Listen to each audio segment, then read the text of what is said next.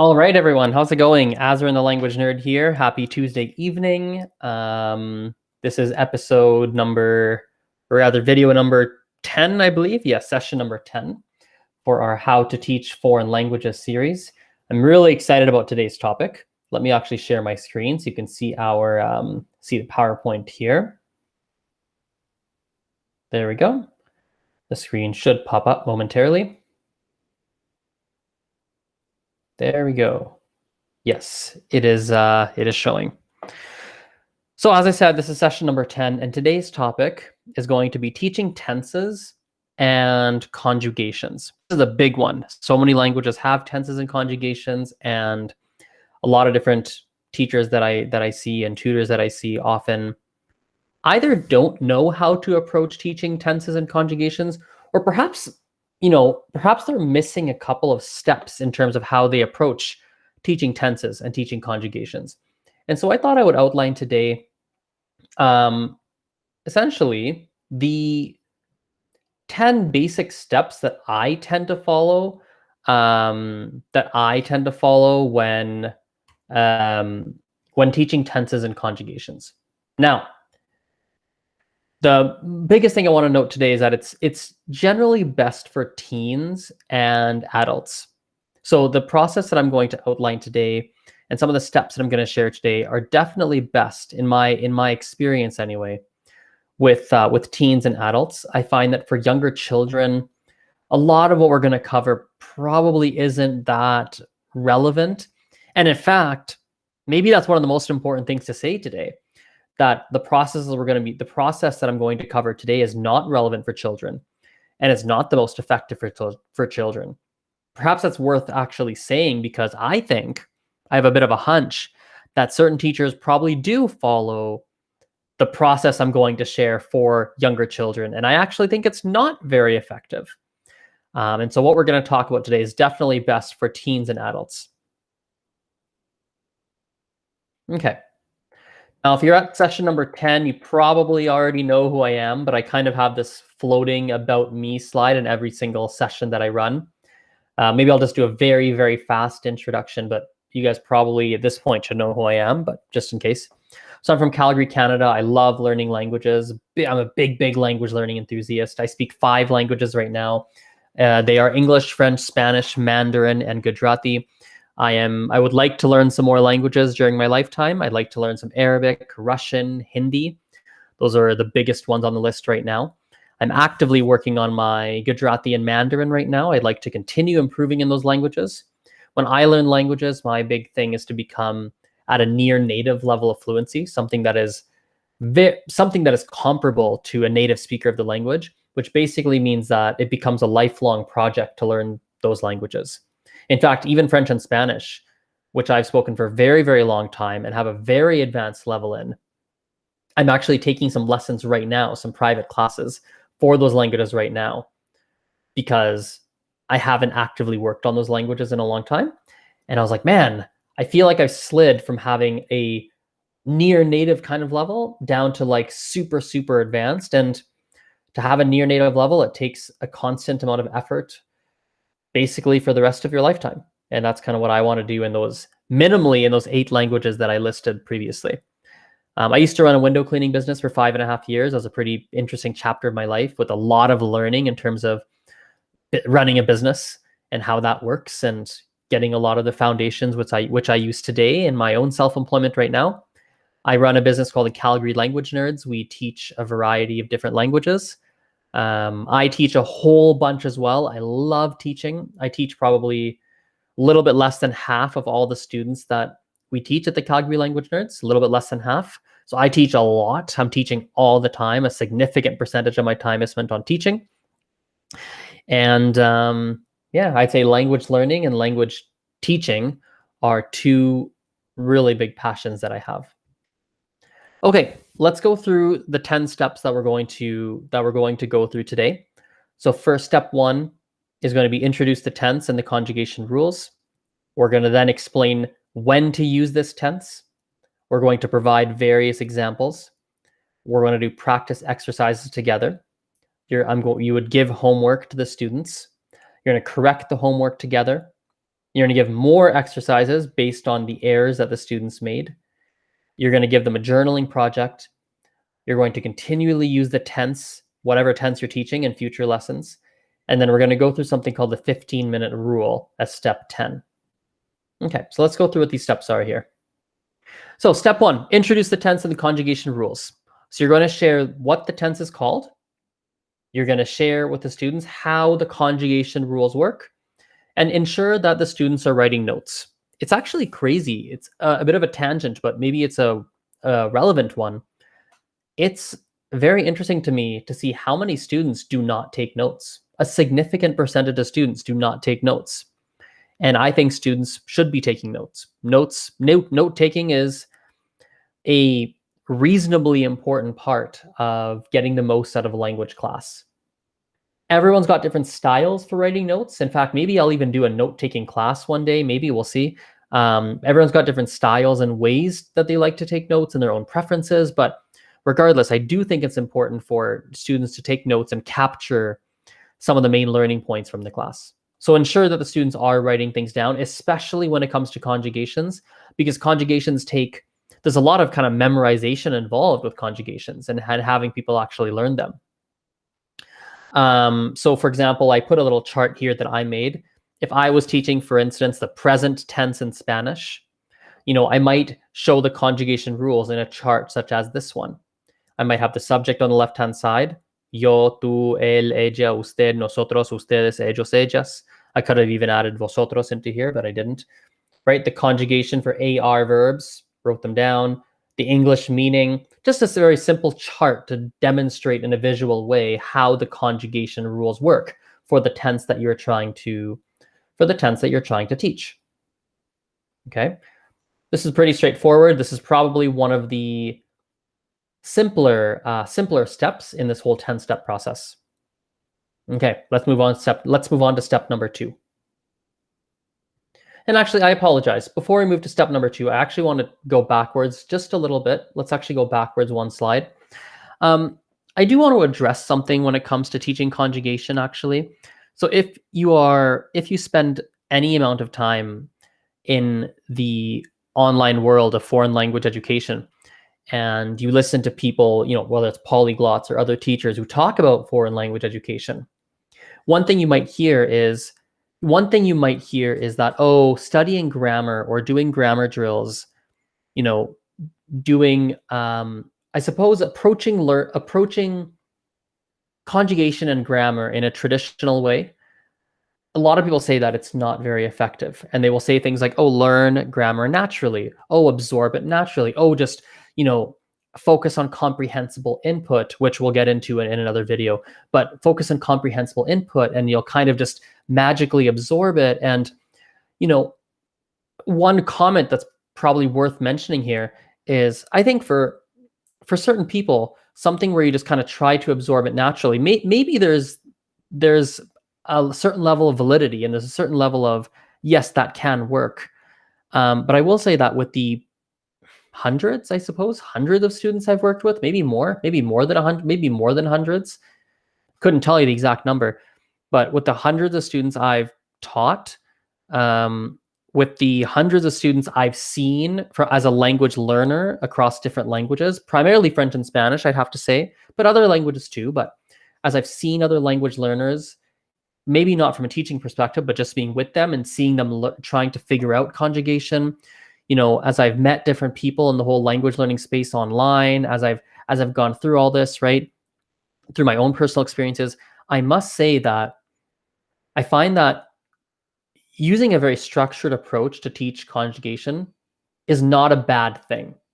I really don't think it is. And while there are people who might look at such a structured approach and it might not work for them, I do find that for the vast majority of people, especially if they're the type of person who's signing up to take a class, right? Mind you, if it's someone who's signing up to take a class, it is, taking a structured approach like this is is likely to succeed, is very likely to succeed. There are obviously outliers, but this kind of approach, I've seen it work countless times. So I suppose that is worth mentioning I suppose that is worth mentioning before we go too far into this process. Okay, so we covered step 1. Let's go to step 2. Explain when to use the tense. So you've gone through the conjugation rules. We're going to explain when do we use it. I think it's important to explain when you use the tense in very simple language. I think I have often read textbooks where they explain verb tenses, or even blog posts sometimes where they're explaining how to use the present tense or the past tense or the future or whatever tense, the imparfait in French or the whatever. And the words they choose to use in order to explain the tense are so complex, they're so technical. And if you're not someone who knows linguistics or something, or even just language learning related terms, it makes no sense. Like I've often read, textbooks that will say things like, oh, when you use this tense, you must include the adverb prior to the direct object pronoun or whatever. I'm just making up words. Most people don't know what a direct object pronoun is and what an adverb is. These are not the types of things that most people know. So often you want to make sure you're using simple language to explain the tense. And if you really can't help but use complex terms such as adverbs or nouns and adjectives and direct objects and using linguistic terminology, if you must use it, it's probably worth you explaining those linguistics terms first before going and explaining whatever tense you're trying to teach. Because if they don't know what the linguistic terms mean that you are using to explain the tense, well, they're not going to understand your explanation of the tense. And it's important to understand when to use a tense. I think providing same language equivalents when possible, I think it's a good idea. So using a very simple example, saying something like in Spanish, there's a tense called pretérito. Pretérito is essentially an almost near perfect fit to the English past simple tense, so simple past tense, which for the most part in English, they're verbs when they end in ed, like I walked, yo caminé, walked ends in ed, right? So if you can provide that same language equivalent when possible, I think it's a good idea. Granted, certain tenses don't transfer over to the first language of the students, and so sometimes that might not work, but when possible, it can be helpful to do so. I think when you're explaining the tense, I think it can make sense to use previously made resources. So for example, you don't have to reinvent the wheel. Often people have made very simple blog posts or textbook posts or videos that explain explain when to use a specific tense. So you don't have to actually think about how to explain it. You could probably just Google it or YouTube it and find someone that's made a pretty good explanation, and you can use that as your resource in the class to teach when to use the particular tense. I think that's a great thing you can be doing. To be honest, for this whole process, you could probably use other resources that exist depending on the language, not just for this step, but. And then I think skipping information if needed is not a terrible idea. So the example I've written here, ser versus estar in Spanish. Granted, ser and estar is not a conjugation, but this is still a good grammar point to demonstrate this point. When you look at the rules behind ser and estar, there's a lot behind them. And a lot of beginner Spanish learners struggle to understand when to use these two verbs because the rules dictating the use behind ser and estar are reasonably, I don't know if they're complex, but there's a lot to remember. So typically when I teach ser and estar, for example, I actually simplify it and I basically teach them enough about ser and estar to be able to get through 90% of ser and estar situations. There's a 10% gap that I don't even mention is there, and I do eventually cover it at a later point, but I believe it's important when you're teaching to try and keep things as simple as possible, and you don't want to overcomplicate.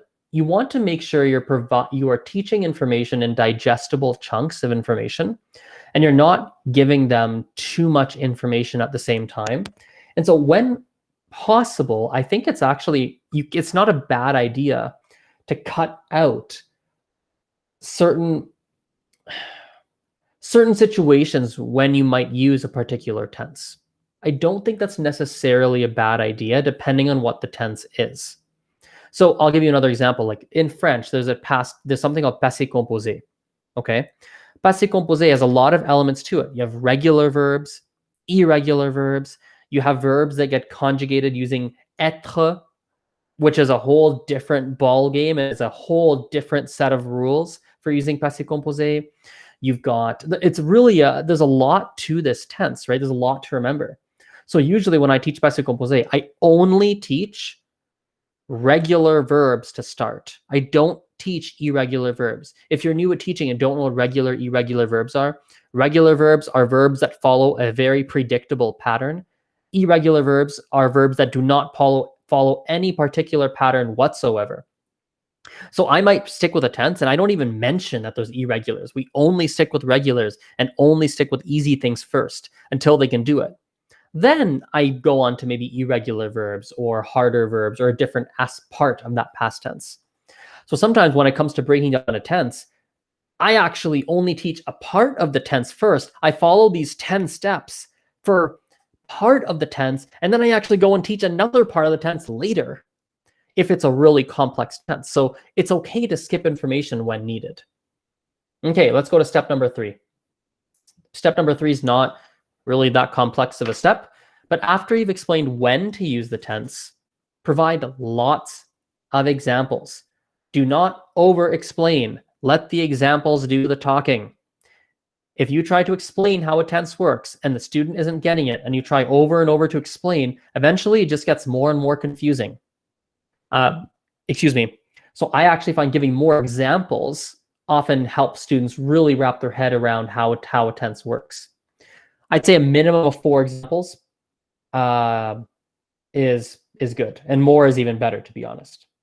So for example, if I was teaching the Spanish present tense, I might give examples like this. We go through the rules, we go through when to teach. When we use the present tense, I say, okay, look, I speak Spanish would be hablo español, right? Mark swims every Saturday. Mark nada cada sábado. She doesn't eat meat. Ella no come carne. They live in Calgary. Ellos viven en Calgary, right? So we go through different examples, right, of how this present tense works.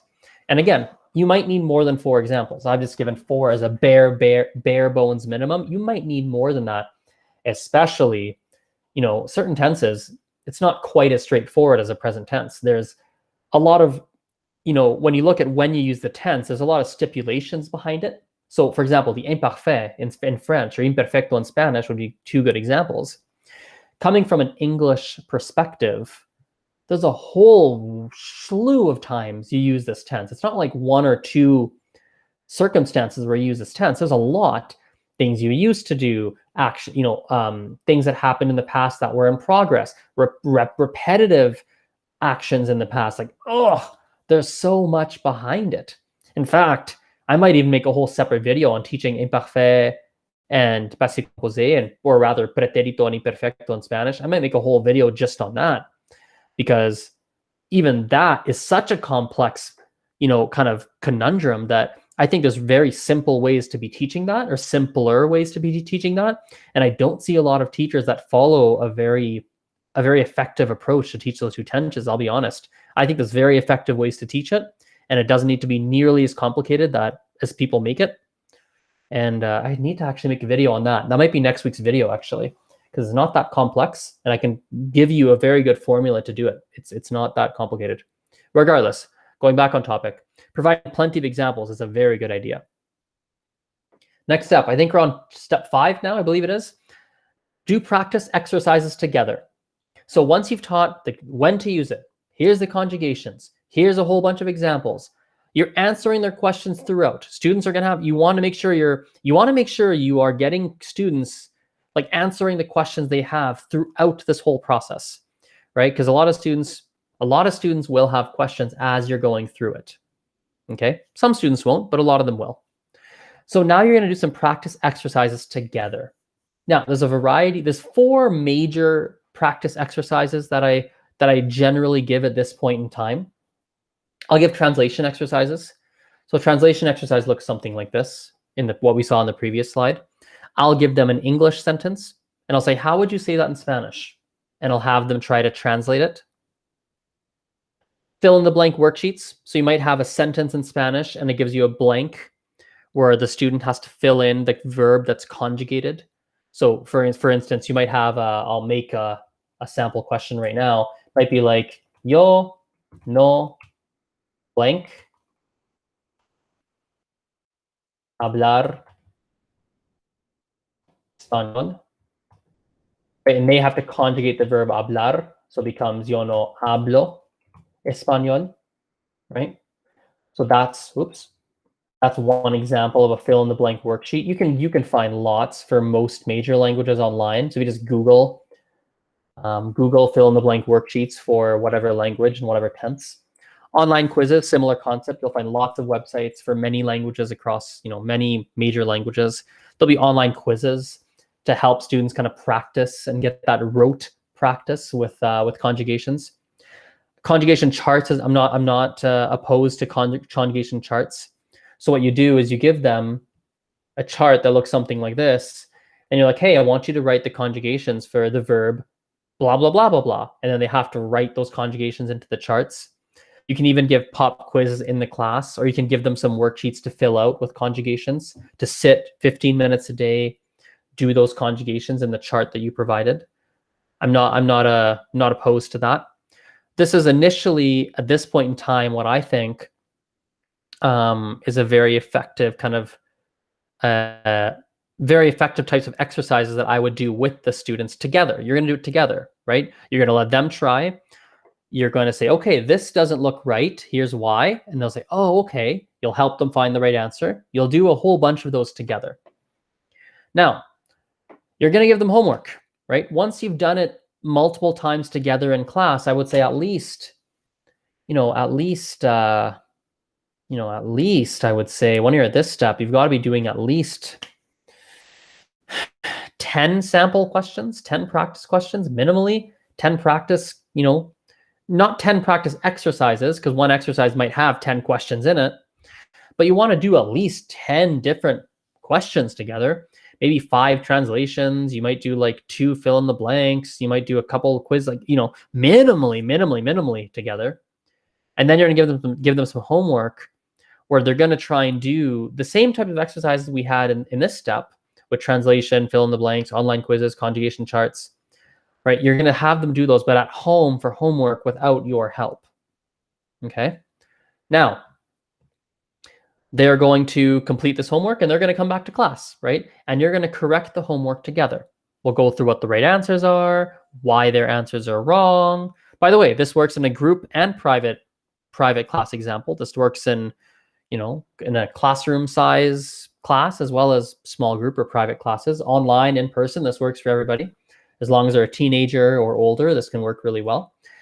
You're going to correct it together. Where are their mistakes? Why is it right? Why is it wrong? You're going to do that. You're going to give some more exercises. I actually should reword this. Not going to give more exercises. You're going to do some more exercises together. Together, you're going to do some more exercises. Here, you might let them do it on their own, but you definitely want to be involved in the process to make sure they're doing it right. You're likely going to want to give exercises based on the errors that they made. So if they were making mistakes, let's go back to Spanish. Let's say they consistently made a lot of mistakes with the ER verb conjugations. You might want to give them some more exercises with the ER verbs and practice those together in the class, right? To really help that sink into their mind. And yeah, that's going to work really well. At this point, I might even give them some more homework, right? Give more homework with these translation exercises, fill in the blanks, online quizzes, conjugation charts, even more for homework. Now, here's what's going to happen. You're going to give them more exercises. You're going to do all this stuff together. Certain students, they're going to get it reasonably well. And some students are probably not going to fully get it. Like everyone's going to learn at a different pace. I would say at this point, if you follow this process up until this point, students have done the homework, you've done a good job kind of going through this process.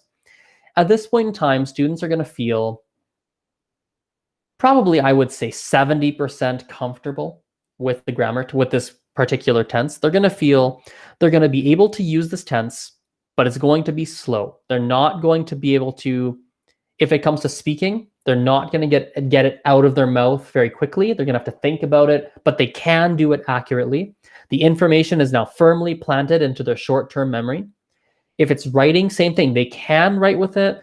And most of the time they tend to get it right, but they still make mistakes and they're kind of slow with it, right? When you give them worksheets, they can do them, but again, they're not perfect with it. They make some mistakes, but generally, 70, 80% of the time, maybe more, they're getting it right. But the students are going to feel like they're not 100% comfortable, right? And so there's more that we have to do to help the student become kind of a more 80, 90, 100% comfortable with this grammar tense. We can't, I think this is where a lot of teachers get it wrong. They've followed this kind of process, a similar kind of process, maybe not exactly the same, but they followed this very tried and true traditional kind of process, which, by the way, does work very well. But then they kind of leave it there and they move on to new things. And that's one of the biggest mistakes. If you leave it here, we get a problem. Students were never fully comfortable with what you taught in the first place, and now you're moving on to new things, and they don't have a proper they don't have a proper foundation upon which you're building more information. So what the end result becomes that there's a lot of end results, but a few common ones is that students end up going into a 4 years of classes and they still kind of struggle with stuff they learned in year 1, or maybe they're in year 4 of classes and they're like, oh my God, things are now so over their head because their foundations were never built nice and strong that they end up just quitting. They don't take the language anymore. I work with so many people that take classes in university, high school, things like that. And they're in a class and they're not ready for that class. They've just missed too much along the way. And now they're in desperation mode trying to keep up. And it's just not a good scenario. So on a teaching perspective, right, to the best of your ability, you've got to make sure that you don't end the process here. You've got to move on to the next steps that I'm about to give you. I like to give a journaling project. This is a fantastic project to be giving them. We actually talked about this in the last video, I believe. So you're going to have students write regular journal entries. Ideally is daily. A daily is the best, but again, you have to understand that the students might have other things going on in their life and daily might not be practical, but I would say minimally a few journals a week, 2 journals a week, let's say minimum. You can use a website such as this one here that I've listed. I know it's a long website, so if you're like, Azren, how do I find this website? Super easy. Go into Google, search thoughtful learning writing topics. I'll say that again. Google thoughtful learning writing topics. It's going to be the first link that you see, or just pause this video, write this down, go search it up. One of the best websites I've seen for journaling topics, for regular journal entries. These tend to be on the simpler side. They're not the most complex. If you want something that's really more on the advanced side of things, like, B2, C1, C2 kind of level, really a lot more advanced. I'm going to give you a new link right now, actually. Give me just a sec here. Oh, do I have it? Oh, shoot. Hang on a second here. Sorry, you're going to have to bear with me for just a sec while I find the link for you. I should have put that link in there before. It just didn't occur to me. Let me see here. I have it on my computer.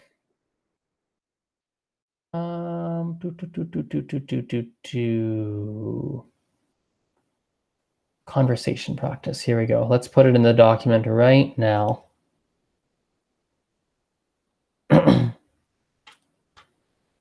Another good website. There we go. There's another one right there. Okay, so make that a bit bigger. There we go. Here's another option for you. So feel free to hit pause, hit pause, write that down. iteslj.org/questions.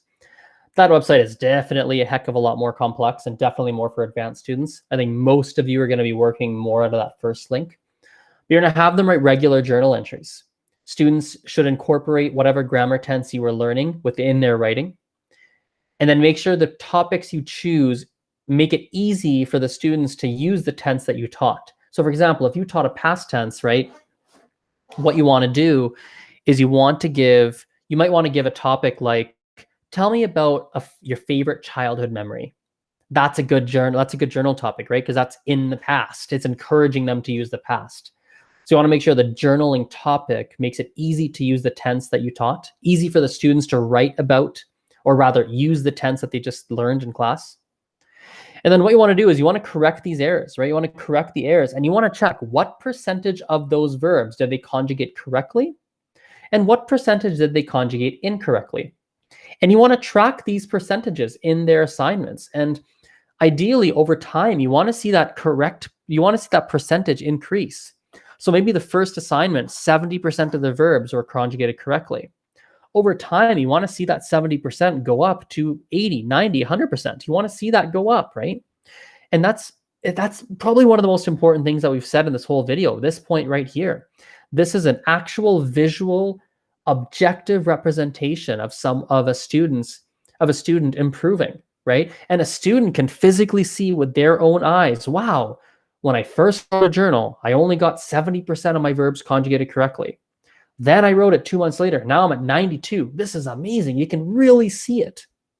Another thing you can do with students to kind of measure their progress is see how long, once they're getting those verbs correct, like 80, 90, 100% of the time, now you want to start timing. You want the students to time themselves on how long does it take them to write a journal entry. How long does it take them, right? And then you want to see if they can cut that time down over time, right? Write it faster. Another thing is length of journal entry. Maybe initially the journal entries were only 100 words long, right? Maybe they can now get 200 entries written and still keep that correct versus incorrect percentage, right? So it's a really great tool, this journaling project. And I think to be honest, the journaling project should be continuing with that verb tense, at least till they're getting 80% of the verbs correctly, maybe even more. And to be honest, journaling, I think it's just a staple in all the classrooms, period. I think it's a great staple to have students do regularly. It's a great output practice, great way to make students practice putting the thoughts on paper, expressing themselves in the target language. I just like the project, period. It's such a great tool to be giving people. It's such a great staple to give students for homework. So yeah, it's amazing. I love it. Really, really big fan. We're still not done. We have more. You need to make sure in the class you are continuously using the grammar point that you taught when you're teaching the class, right? Continue incorporating it within the different activities and exercise and things that you do in the class. You can't just leave it behind you. You also need to have certain parts of the class where students are doing some speaking practice and doing speaking in the class. And you need to correct students when they make mistakes with that verb tense in the class. Like, hey, you just said this. Are you sure that's right? Think about what you just said. We just learned this tense. Is that right? That's also something that should be happening in the class. I think that's very, very important. And if you do that continuously in the class, it's really going to help. The 15-minute rule is also something that's really effective. So once you've really spent a lot of time on a grammar point, I think the 15-minute rule is a really big one. A lot of teachers default into thinking, okay, the students still don't get it, so let me spend more time teaching the subject. Well, there comes a point in time where you've spent so much time on the grammar point that the students are sick of it, and you've got to move on. You can't just continuously spend hours and hours on the same thing. But what you can do is you can spend 15 minutes in the beginning of every class just doing a little bit of practice with that grammar point, a little bit of practice with it, right? For 15 minutes is all before you move on to something new.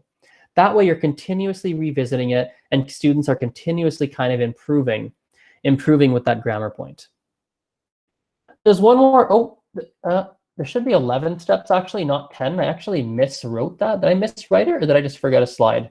Nope, it's 11 steps. It's gonna be 11 steps. We're gonna add step number 11 right now. So step number 11, we're gonna call it the bonus step as we add it in here, the bonus step. The bonus step is using input with context. Not really a bonus step, it's more like you need to actually be doing this too. It's a key for learning grammar points. So what does this mean, using input with context? Well, input basically means reading, listening, basically reading, listening / watching videos. Let's say reading and listening. Reading and listening are the two types of input when it comes to language learning. One thing that'll really help students, to internalize grammar points and use them more naturally, is if throughout the class you're giving them opportunities to read things and listen to things. that are already naturally using the grammar point in question. And what's going to happen is when students see real life examples in readings or things they're listening to / watching, when they see those real life examples, it helps the grammar point really sink in a little bit deeper. I'll give you a good example here. So we look at Mandarin, right? I speak Mandarin. Mandarin's got this one grammar point. It's not a tense, but it's a very complex kind of sentence structure for a lot of learners. And they're called ba constructions. And it's something that just does not exist in English or any other language I speak. They're so foreign and so bizarre. And it didn't make sense to me. Like I followed all the steps we covered. Like I basically followed all of them. There were a couple steps I didn't really follow. There were, like, I was going through this. I had people explain it. I saw lots of examples. I tried to write with it. I tried to read stuff with it. Like I did everything. But the thing that really helped me kind of finally understand it was hearing people in real life or in videos or seeing it used and being like, oh, right, that's that ba thing. And then being like, oh, yeah. And really seeing it being used kind of helped it sink into my mind. And so that's also an incredibly important thing to be doing throughout the whole class as a whole, that will help students to internalize and really deeply understand the grammar point or the verb conjugation, the verb tense, that you're trying to teach. In fact, this bonus step here is something, and we can make a bit of this could all come full circle. While you're teaching, you should always be giving students a glimpse of future grammar tenses and grammar points that you're going to see by teaching certain phrases that incorporate that next grammar point you're going to see. So, for instance, in French, I was using the subjunctive in French with certain phrases before I even really knew what the subjunctive was. Subjunctive is kind of a tense, or really a mood, I suppose, which doesn't really exist in English, but it's kind of a more complex element of French. I was using it prior to ever really formally learning it, because I heard some people use some specific phrases. Like they would say things like, il faut que je fasse mes devoirs, right? I have to do my homework. And I was like, I don't really know why they're saying it that way. I don't really understand exactly what's happening there grammar-wise, but sure. I guess I know il faut que je fasse means I have to do. Or like there's a couple other random phrases, like, and I was kind of using it in my speech without really knowing why it was phrased the way it was. And my brain intuitively kind of understood the point. And then when I studied it, I eventually did learn it in class. When I finally went to learn it, my brain intuitively kind of understood how it worked. And the pump was already primed, in quotations. I already had a little bit of an unconscious idea of how it worked. So my learning curve for the subjunctive, and to actually use it properly with all verbs and really deeply understand it, was way faster than anybody else in my classes. Way faster. Because I already had a little bit of an introduction where I was using certain subjunctive phrases. I'd heard a couple subjunctive phrases. I had a slight little taste of it. So when I finally went to learn it, it was way easier. So I think before you teach something, it's valuable to have given a little bit of a taster to that in previous lessons without the students even knowing why they're getting those tasters. A good way to do it is to casually teach a couple things. Like a student might say, oh man, how do I say like I went? And like, oh, I went as yo fui in Spanish. They're like, oh, okay, yo fui. And all of a sudden they're using yo fui all the time. And you've kind of introduced a little bit of past tense, even though they didn't really know much about the past tense. And you've kind of already taught a little bit, and you've squeezed a bit in. And they're using some past tense without even realizing that they're using past tense. And like, it's a whole concept you're going to see later. But when you see it later, they've got that intro, they have a little bit in their head, and it makes it a little bit easier. So, okay, we have a question and discussion portion. This is only for people who come and watch this live, and not the recorded version, which is what you're watching now. So let's wrap this up here. So for those who watched it, thank you for doing so. Hope you learned a lot. Hope this is useful for you. I think this is probably one of the most useful videos I've made, one of the most detailed videos I've made in terms of teaching foreign languages. So I hope you enjoyed it. Hope it was useful. And if you ever want to join this live, I'll put a link in the description below, YouTube description below, and you can join us live for next time. And yeah, we'll chat later. Bye. See you.